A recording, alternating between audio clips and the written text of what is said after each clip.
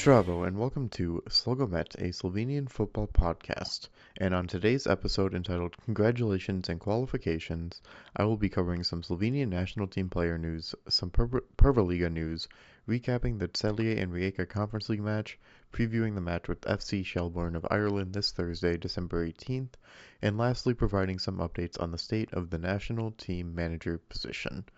So let's jump right into it by covering some of the player and club news for the national team and the PrvaLiga clubs.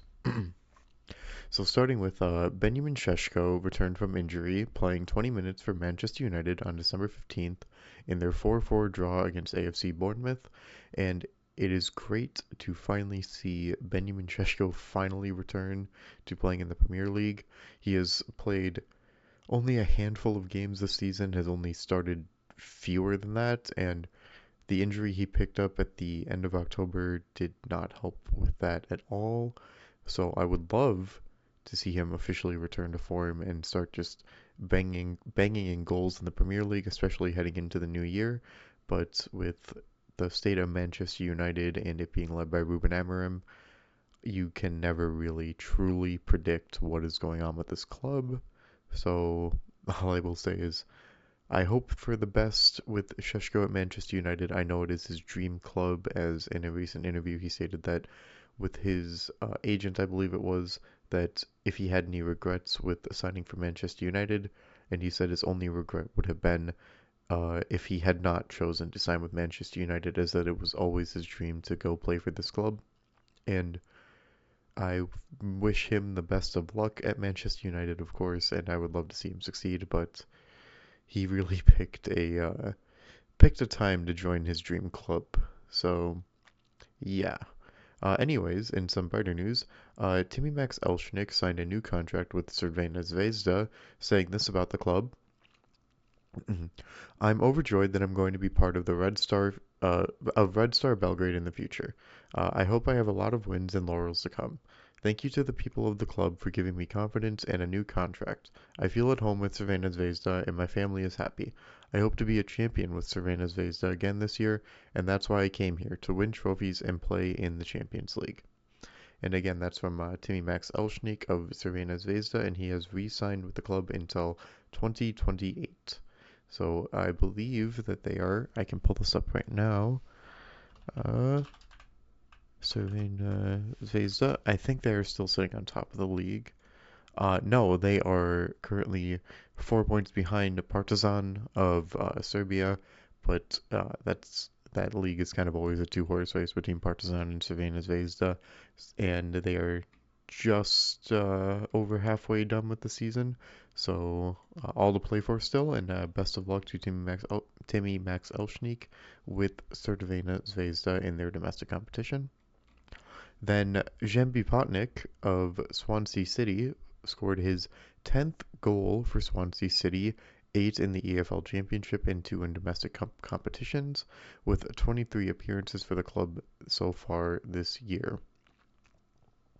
There were also a few national team players who competed in the UEFA Conference League, but I believe that they all had pretty unceremonious matches, so I will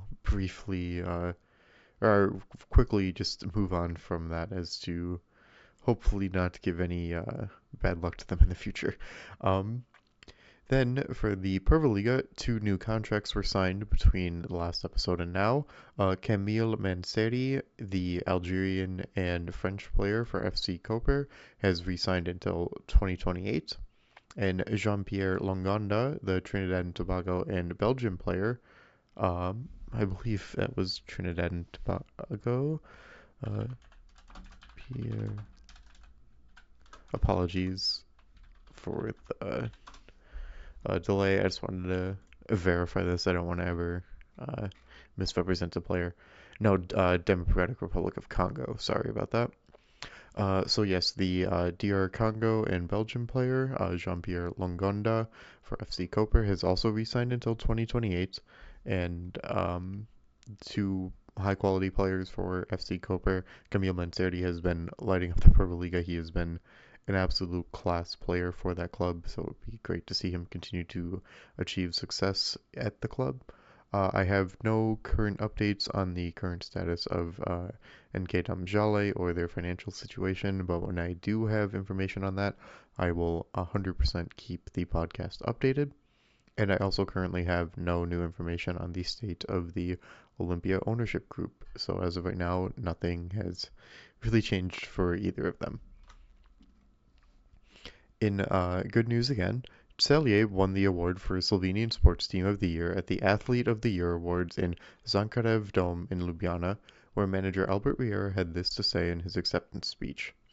We're here tonight because of NK Celje, the team, the club, and I think they deserved such an extraordinary year.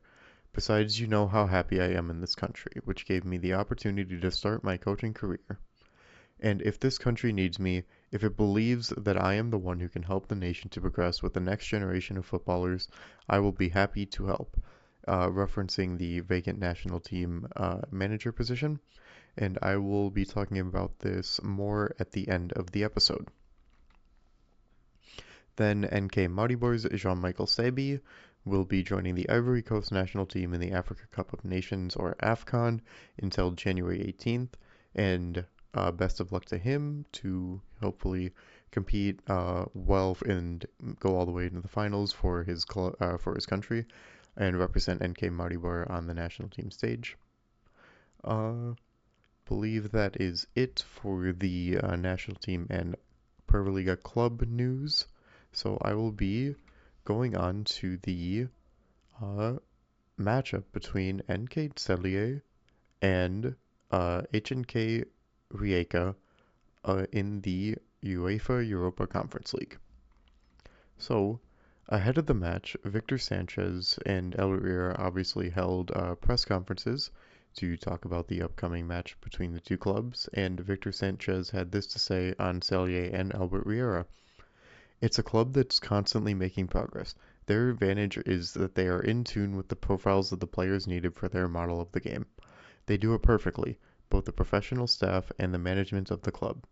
I'm glad for my friend Riera. We were rivals last season, but we have a good relationship. I'm happy that Spanish coaches are also achieving success outside of Spain. And then Riera had this to say ahead of the face-off with his fellow Spaniard. It is important that we stick to our plan, that we are responsible and respond appropriately to individual events before the match. Rieka is tactically flexible, especially when it comes to changing the number of players in midfield and defense. Also adding, when asked who he thinks is the stronger team ahead of the match, who is the favorite, that's not important. We are going to Croatia to win.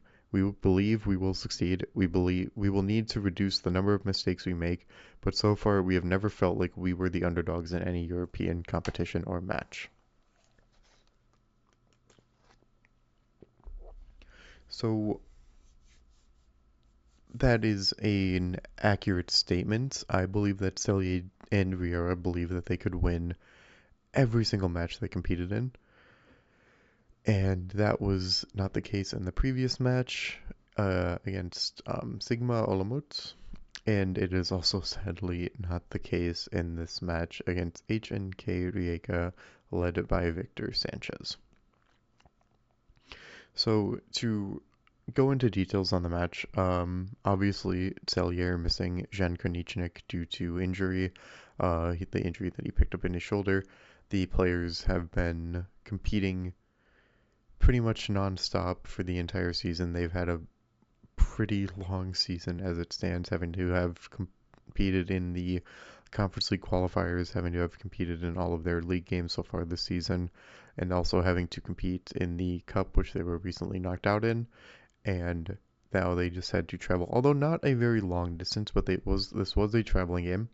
They went down to Rieka against an opponent that they relatively know in Victor Sanchez, and Victor Sanchez obviously knows Celje, and you could kind of tell already that the players are definitely, maybe fatigued is not the right word, but they have played a lot of matches this season, and I am looking forward to the well-deserved break that they have earned after their following match against FC Shelbourne at home at Zdravo Stadion.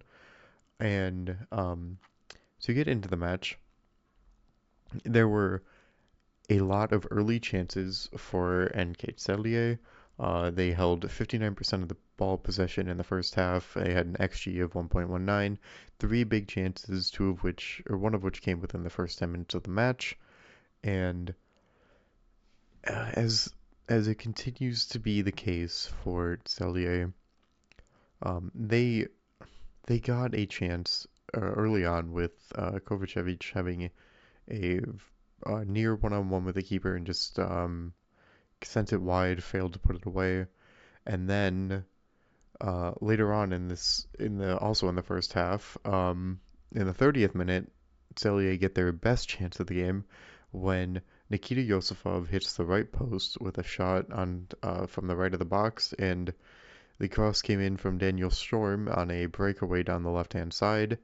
And even though it gets deflected off of the post, the ball lands at the feet of Vidovic for Celje, and he has the perfect opportunity to he has the perfect opportunity to score a goal here to put Celje up 1-0 in the first half, which they need at this point with the chances that they are creating. It is sad that they've failed to convert at this point. But a Rieka defender on the goal line manages to save the shot from Vidovic, and the match remains a 0-0, and it continues that way going into half. As I mentioned, Celje had possession for 59% of the ball in the first half. They created plenty of chances with the 1.19 xG compared to Rieka's 0.9 xG, with three big chances for Albert Riera's side in Celje. And to kind of break down the way the match was progressing in the first half, a lot of the competition occurred around the ball in the midfield, with most of it being fast breaks either down the wing for Celje, trying to cut across and get shots on the box that way for Celje, and for Rieka, it seems like Sanchez's game plan in the first half was to really just, whenever the ball would become into Rieka's possession, just try and beat Celje over the top, try and beat them through the middle, get those pinged passes deep, get those lob passes deep, and just get shots on Jean-Luc Leban, just to try and keep the keeper honest, so to speak. And again, all of this is kind of proven given the match stats provided here by SofaScore, with the total shots on goal from Rieka being 7 compared to Celje's 5, even though Celje had the higher quality chances. It was just a very, to say this, it was very high octane. It was very exciting watching this match. Obviously, I'm rooting for a Celje win here, being a Slovenian football fan, but I'm still a fan of both managers in general. But I obviously really, really wanted Celje to win to try and secure that top 8 position in the Conference League standings. The match in itself, especially in the first half, was extremely entertaining. Like, there was within like the first 2 minutes, there was a shot on goal from Celje, I believe, and it was like true. Just if you had the chance to if you got to experience watching this game, it was everything that it deserved to be. It was entertaining. It was high octane. It was just energy all over the pitch. There was just duels being played all over the pitch, balls going down one side of the field to the next other side of the field, and just constant action, constant. I mean, football is the beautiful game, and obviously we've all seen a couple of those snooze fests where it's two high position teams that just fail to do anything, and this was not that. Celje was comfortable playing in the possession. It just did not fall for them. Whereas Rieka, when they received possession of the ball, even though they failed to capitalize on it, they were making what they could happen. They were doing what they could to try and get some chances for their side, knowing that they would have less possession in the first half. And this was all what I predicted in my preview of this match in last week's episode 3. But to move on to the second half, Immediately after halftime, Celje continued to pressure Rieka and Rieka's keeper. They got a shot on within the first 3 minutes, or at least a shot at goal. I don't remember if it was on target or not, but they definitely continued to try and keep the pressure on. They they felt like they earned a goal in the first half, and it just had to fall for them. It just had to fall at the right moment. It just had to fall at the right time. And even though it didn't in the first half, it felt like it absolutely could in the second, and then it didn't.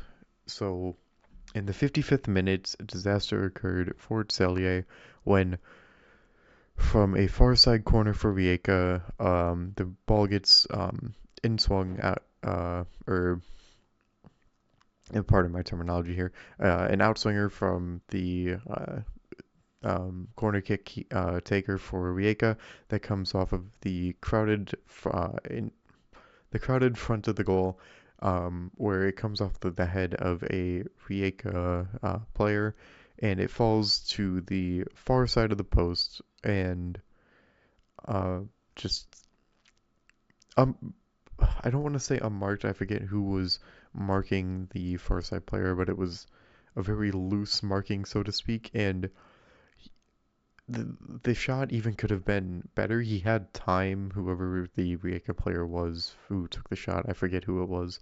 Um, and he manages to just off the volley slot the ball into the back of the net for Rijeka, and Rijeka take a 1-0 lead in the 55th minute. And this will be a theme going forward in the match, sadly, specifically corners or set pieces. Celje, again, this team is well drilled. Riera knows what he's doing with this club. And then, surprisingly though, in the 60th minute, the goal scorer for Rijeka gets subbed off by Victor Sanchez, which obviously, Sanchez is the more free-flowing manager. He is the one who is willing to change things to adapt to the circumstances of the match, to try and see something out when he thinks that he has it tactically prepared and won, whereas Riera will stick to his systems. And Celje's chances continue to come. It was just a matter of the fact that, again, due to the injuries that the players have sustained, due to the long, grueling schedule that they have already competed in, it's not. It sucks that they couldn't finish any of these chances, but the chances were there, and it's just a matter of having the quality to finish them, just having the quality to put the chances away, and that just didn't happen in this match. And in the 71st minute, another corner collapse comes for Celje. Both of the goals were assisted by Dejan Petrovic of the Slovenian National Team. One other, small bright spot for Slovenian football in this moment.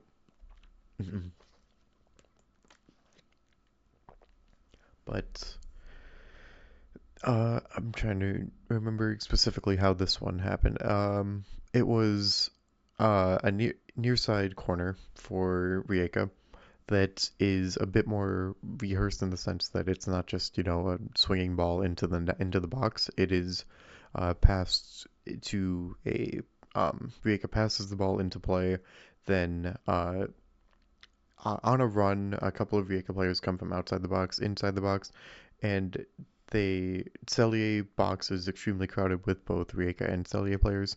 The ball comes screaming in from the near side of the box, comes to the head of a Rijeka player inside, kind of more central of the box, not quite to like the middle center of the box, but definitely past some of the Celje players, where it deflects off of his head and bounces around on the near post for both Celje and Rijeka players to get, a touch on the ball, and a Rijeka attacker is the one who manages to get there first, beating Jean-Luc Leban, by the way, on the near post with just less than 2 meters of space on that near post, and Leban just has to.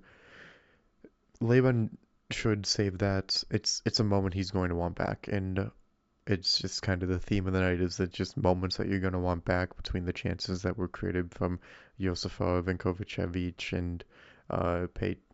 Um, try, uh, trying to remember who the other one was. 1 second. Yeah, Petrovic. Sorry, not Petrovic. Kovacic. Yeah. All of them had chances on the goal, especially big chances to just put a put a score on the board for Celje, and didn't it didn't happen.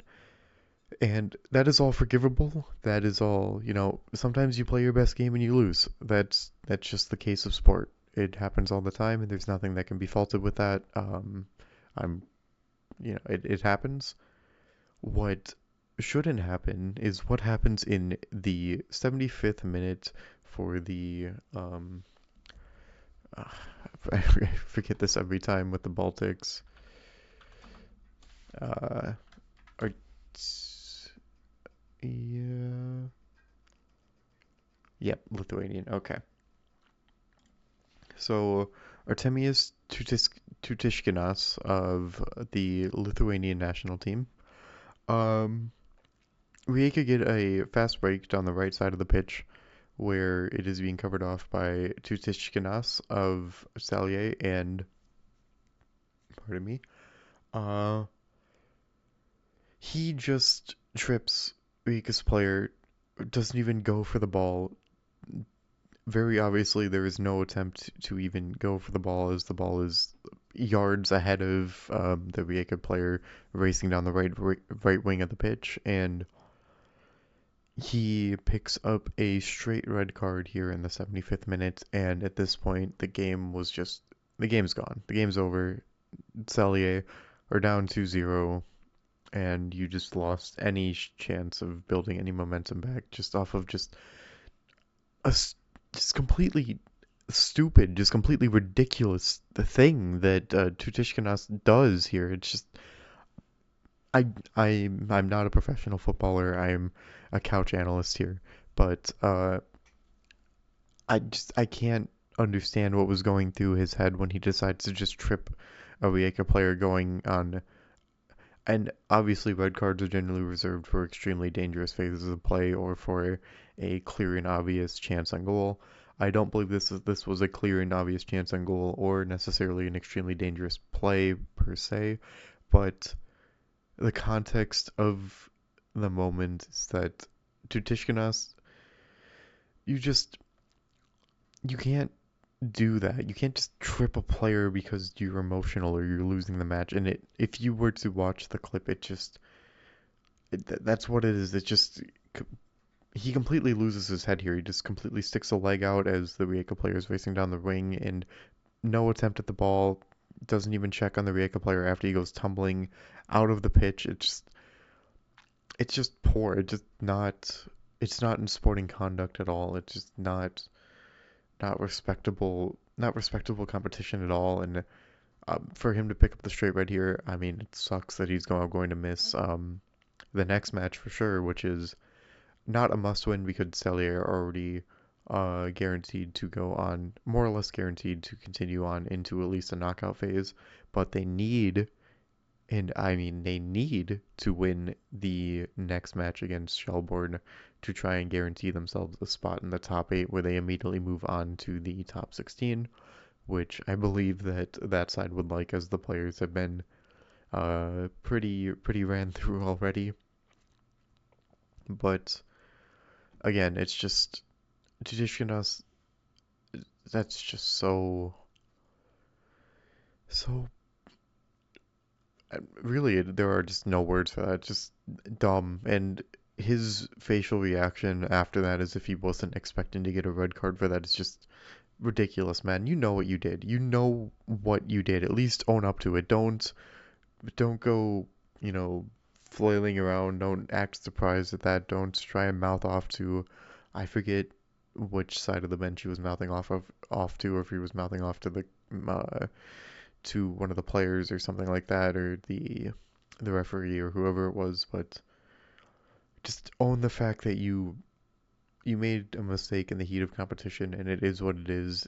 No one ended up getting injured from the trip play, but this was the penultimate moment of the match where uh, in the final minutes of the game, after the red card, Celje get dispossessed in their own final third, and Tony Fruk, the wonder kid of Rieka, um, and a one-on-one with Laban slides it into his far post, bouncing off of the post and putting Rieka up 3-0 against the Slovenian side NK Celje. And Laban could also have been a little bit slow in the save attempt here just due to the fact that he had picked up a knock earlier on in the match. I believe it was his ankle or his knee that had gotten, I think it was non-contact from what I remember, but it's just, Laban definitely also could have done better in this match. I really do think it's just a bit of fatigue that has caught up to the players, and not that I don't think that they were overly fatigued as to say that other teams haven't played as many matches or more matches than others. I mean, Crystal Palace for England, and I believe Liverpool also, like a lot of the England clubs, obviously much higher quality training equipment, staff, etc. Ignoring context here, regardless, they have to play 4 games in the next 9 days also, but Celje now just have one game in 1 week against FC Shelbourne coming up, but it, that the final goal was just Celje. It was just peak. The game's over. He easily got dispossessed by 3 Rieka players targeting the Celje center back, and yeah, I mean, I would love to see a bit more fight at that point, but the game was over, and it is what it is. And Riera has some quotes in this earlier where he expresses that he's not mad at the players. He understands the outcome of the match and how it was just a poor match overall from his side. But to move on from the match, the final stats in the second half were Rieka holding 59% of the possession, an XG of 0.94, 2 big chances created, and a total of 14 shots for the Croatian side. And obviously, a lot of that can be a bit of stat padding, so to speak, due to the fact that Celje were down to 10 men with about 20 minutes to go as the match went over with 5 minutes of added time. And I'm not overly worried for Celje at the moment, but I will get into that just in a moment after I recap a little bit of the post-match interviews with both of the managers and players of Celje and Rieka, respectively. So in the post-match press conference, Sanchez had this to say on the match. We knew it was going to be a tough game, but we controlled it well, and we could have scored more than once. Now we have won a playoff, and in the final round of the league part, we will have to play even for direct ranking. We are focused on every game, and we have 3 more by the end of the year, including domestic competition in the first INL. And then continues to say, the team is getting better every week. We have shown a serious show against Celje. They had a few chances, but we controlled them well. Some situations were dangerous, but we remained focused until the end. And then in his press conference, Riera stated, it's easy to analyze. We lost and were worse than Rieka in set pieces. They weren't a better team than us overall. They got their points from set pieces. Without that and without the red card, we weren't worse, but we have to accept that we didn't get any points because of set pieces. And it's a bit of a weird statement. It's not a cop-out in any way, shape, or form. I mean, it's just objectively true here that Rieka were the better team in set pieces, as this is how they scored, and this is where Celje ultimately failed and gave up their chance at holding the draw or at least keeping points on the table. And at 0-0, anything can happen. Down 1-0, you score a goal, minimum you're back to just 1-1 on the match and the match as a whole.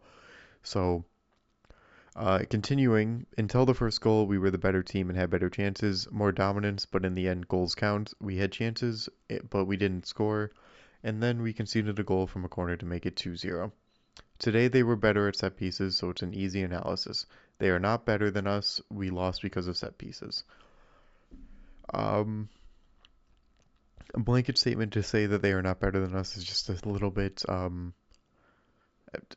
I think that it's okay to just say that Rieka were the better side on the day, especially given the fact that Celje were dealing with the injuries. You lost Jan Koniecznik, your captain of your club. You haven't been able to play with him for 2 weeks. So to just say that Rieka were better overall is fine. I know that the stats in the first half show that Celje were obviously the better side for the first half, but a match is played in 2 halves, not just in one or the other. And Rieka overall, obviously, to win the match, had to have done things better than Celje, and set pieces were what they were better at, but they also did score a goal from open play after the red card, which it is what it is at the end of the day. Should Celje have been better at set pieces? Absolutely. Absolutely. I believe that the Celje management team and the coaching staff will have corners just. I expect probably a good, 20% of the practice this next week against FC Shelbourne to be just corner drills. Wouldn't surprise me if it's almost 50%, but also I don't think that it's that big of a deal considering that fact that FC Shelbourne are a much weaker side than either Rieka or Celje. And I will preview that match after I finish the quotes from the remaining 2 interviews. But continuing on with what Vieira had to say, by finishing by looking ahead at the next match, he said, "Keep your heads up, boys. The boys tried hard, even though we have a lot of games behind us and we have injuries. I'm not angry with the players, but we should have been better at set pieces," which is a bit more level-headed take to finish off the interview with. And then for Celje, Kovacic in a post-match interview had this to say on the outcome. It was a painful defeat. We were in control in the first half. We played well. We lost the match because of set pieces. We had our chances, but we didn't score. We were weak in the set pieces, and that cost us. Then there was the card, but basically the set pieces were to blame. We were better in the first half. We had more dangerous situations, more chances. We started well in the second half. I had a chance and didn't score. Then a goal from a corner, a sending off, and it was all over. And that pretty much sums it up if I were to just put it in one paragraph. But you don't come to a podcast for 5 minutes in one paragraph. So to continue, from Dejan Petrovic of the Slovenian National Team and the defender center back for Rieka, who also had 2 assists in this match. The first half was evenly matched and tough with a great battle on the court or on the pitch. We started the second half well, took advantage of the 2 corners and their mistake, and the game turned in our favor. 3 points and a great result for us. We knew we would have our chances in the second half too. We just had to take advantage of them, and this time we did. Our goals from the corners, we have some set plays this time. We were successful, and we are very happy with that. And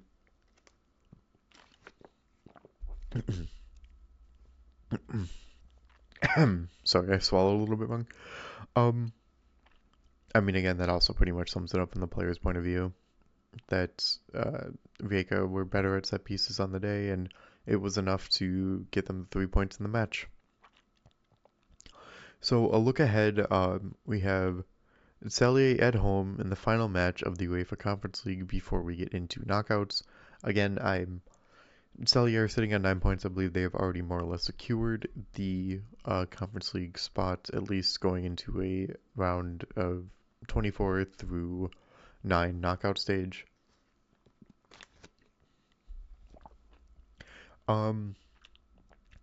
So earlier on in the campaign, Celje already dispatched the Irish side Shamrock Rovers in a 2-0 away victory, and Shelbourne are a much weaker side than Shamrock Rovers,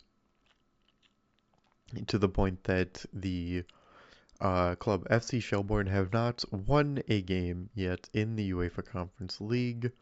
They are sitting on just 1 point with a draw, have a negative goal difference of -7, and are also coming off a home loss against FC Crystal Palace, or Crystal Palace FC, I forget how they prefer it.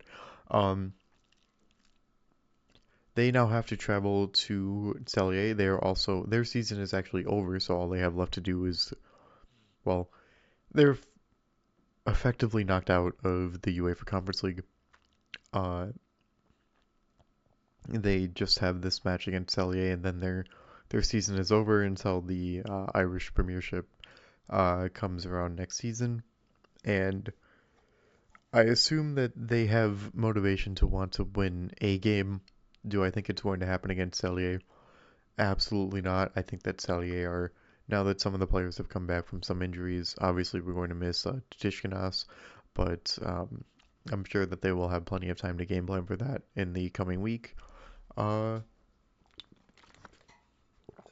my expectations for this match, Celje are sitting on 9 points, and if they want to go through being in a top 8 position, this is a must win. You also have to rely on at least a team sitting on 10 points to draw or drop points in the top half of, or in that top 8.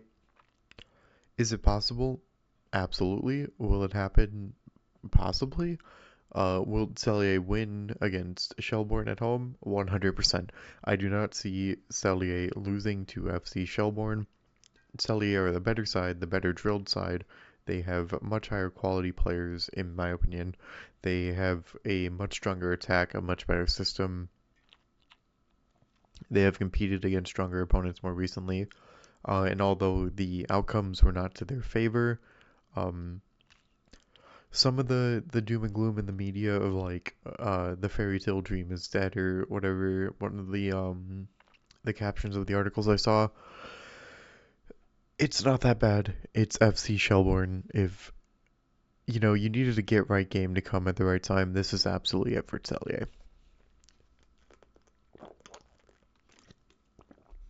And that's about it, really. I mean, uh, if you wanted to get into my predictions on the match, I would say that um, obviously I was wrong about last week. I was right about the 3 goals for Rieka. I was not right about the 3 goals for Celje, even though they had the chances for it. Um, if I had to guess, uh, I'm gonna say 4-0 Celje. I think Celje just come out of the gate swinging again, but this time they actually put the ball in the back of the net like they should be doing. I really hope. Oh, one exciting thing is that Armandis Kouchis was back and he was practicing shooting drills this week in a clip posted on the Celje media. Or was it Celje? It was a post I saw somewhere. It might have been on another social media site. I think it might have been on Facebook, reposted by someone there. Speaking of social media, you can also follow me at SLOgoment on Instagram. I still need to update the YouTube channel with the other episodes. I will get on that this week. My apologies. I will look at creating a Facebook account, but as of right now, I have the Instagram. Obviously, I have the podcast here.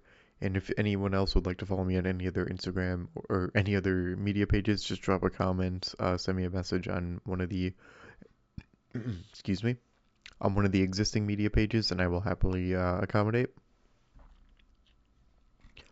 But regardless, Celje 4-0, maybe 5, I don't know.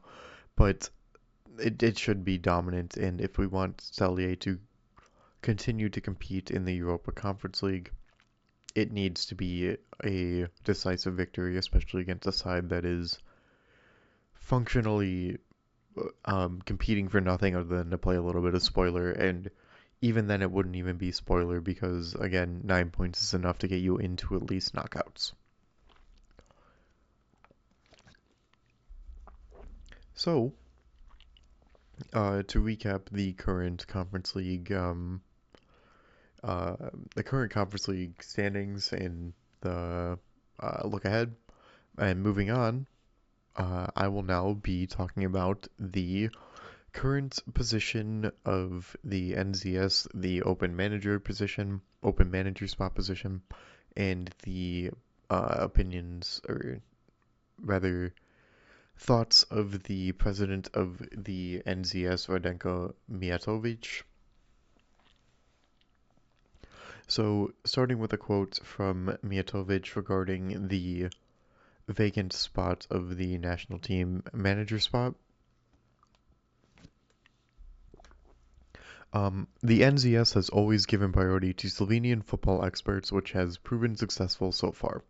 It is not out of the question that this time will be any different, but we will see what the possibilities and limitations are.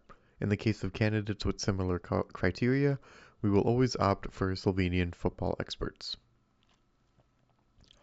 And historically, Slovenia has only had Slovenian football managers, as he stated, and I believe that this is personally, I believe that this is a fine way to run your national team if you believe that you can get success out of your players, but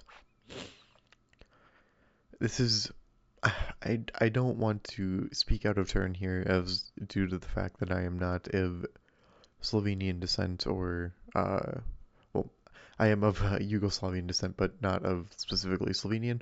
Um, I do think that the idea that a manager position for a national team should be reserved for a citizen or a historical native of the country is a bit outdated. Obviously, as an American, it doesn't really affect me regardless, considering the fact that our national team is now being led by, um, obviously everyone knows Mauricio Pochettino. I'd rather not talk about the state of the U.S. national team. I would like to talk about happy topics such as Slovenian football, so I will move on from that. But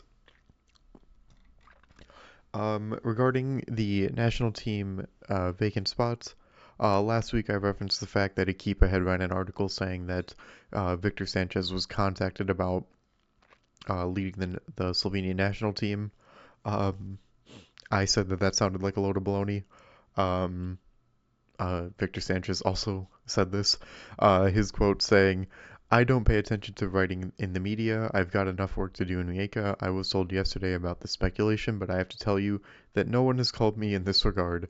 Then continued, I respect the Football Association of Slovenia. I respect Matjaž Kek and Slovenian football. I worked there last season. I am grateful to Olympia and Slovenian football because that is why I got the invitation from Rijeka. If it wasn't for Olympia, I probably wouldn't be Rijeka's coach today. To put it again, no one called me about the Slovenian national team position.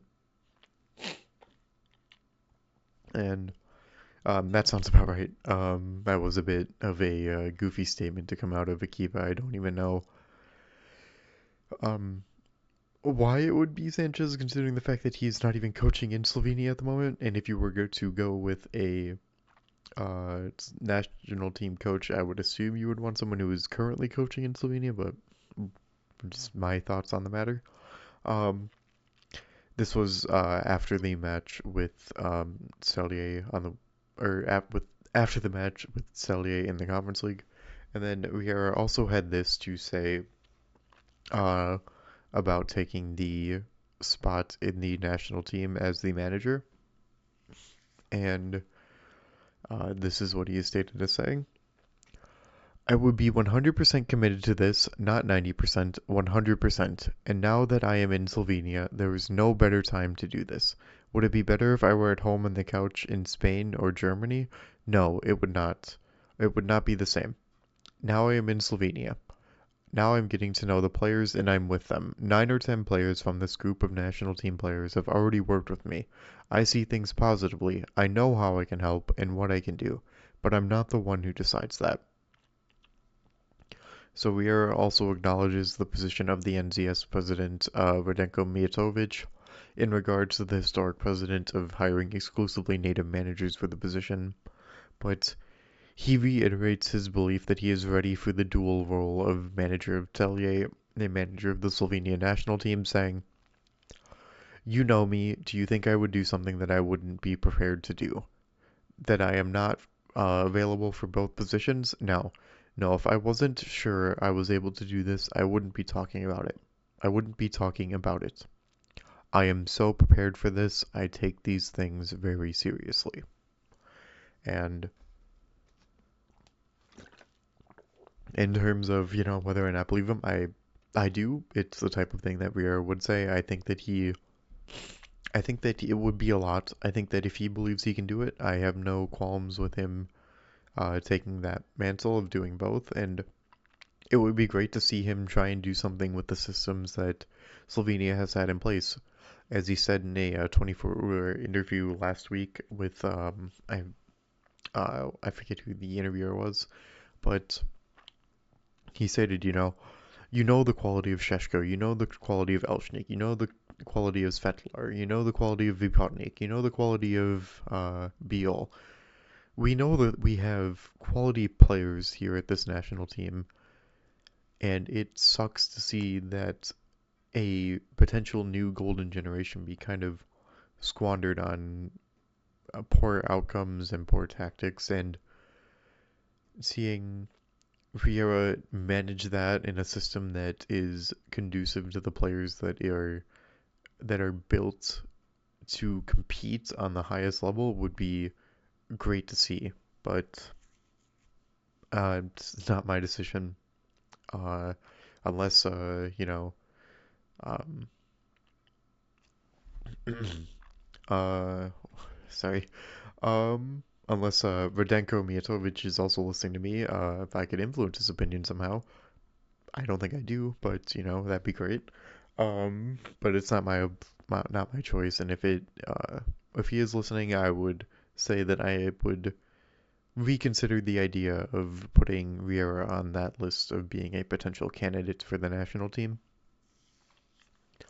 Uh, but to continue, there was an article written on CL.net by Rok Plesteniak and he lists these candidates as also being up for the vacant national team position. Boston Cesar, the ex-coach of Maribor last season, and he was also Maciej Kek's assistant in the 2024 Euros campaign.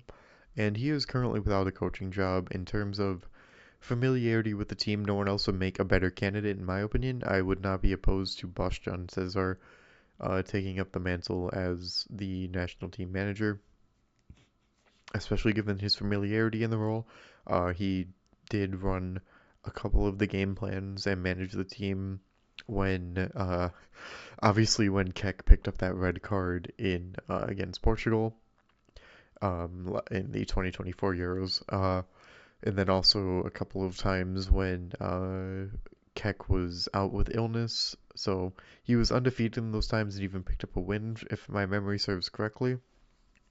And again, no one would know the team better than him. No one would have been in a position more recently than him, especially having interimly kind of ran the scene while Maciej Kek was incapacitated or unable to fulfill his duties. This would not be a hiring that I would be opposed to, and it would be the spiritual successor of what you would want to do if you wanted to continue the coaching tree of Maciej Kek leading the national team. But if you want something different, another couple of options are also listed here, such as Luka Elsner, Darko Milanic, Ante Simunja, Dalibor, and a few others. But as written by Rok Plesteniak in this article, most of these candidates have either uh, outright declined the idea of becoming the national team manager or are actively interested in pursuing other endeavors, either in club competition or just trying to uh, stay at their club and build their club projects into being something, competitive there. And the national team is not at the forefront of their mind. And my final saying on this is that Albert Riera is actively pushing. Originally, it was not that, but it seems more recently that he is actively pushing to become the manager of the Slovenian football national team. And that is more enthusiasm than anyone else is showing in that position right now. He wants to he wants to lead the national team into being something better than what it currently was. He sees the quality of the players. He has something in mind there, and I personally am really interested in the idea of that project taking place. I think that would be an awesome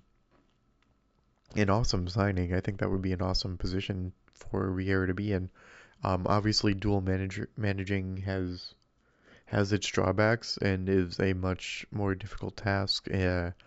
Managing two Essentially managing two clubs at once, but with the right staff in place and with the right plan in place, it wouldn't be that much more difficult if you were prepared to handle it.